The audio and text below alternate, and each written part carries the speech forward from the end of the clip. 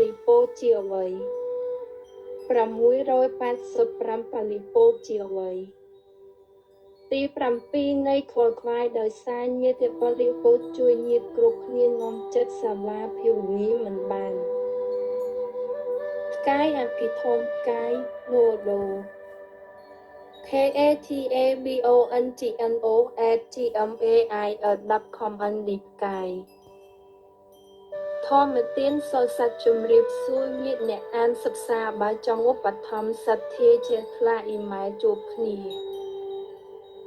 KATABONGNO@gmail.com អនឌីផ្កាយអភិធម្មងនពុក18ខែមីនាឆ្នាំ26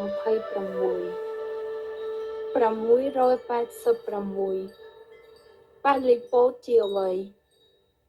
ចិត្តនឹកអាល័យជួយញាតិគ្រប់គ្នាស្តិដឹងទាន់ទាញចិត្តប្រាប់ថាអារម្មណ៍ភាវនាសមាធិកម្មដ្ឋានផ្កាយអភិធម្មផ្កាយមូដូ687ប៉ាលីពោជាអ្វីកូនខ្មែរប្រុសស្រីសិក្សាតាមដានផ្លូវលោកផ្លូវធម៌នេះជាធម្មទានតាមបញ្ញាញាណ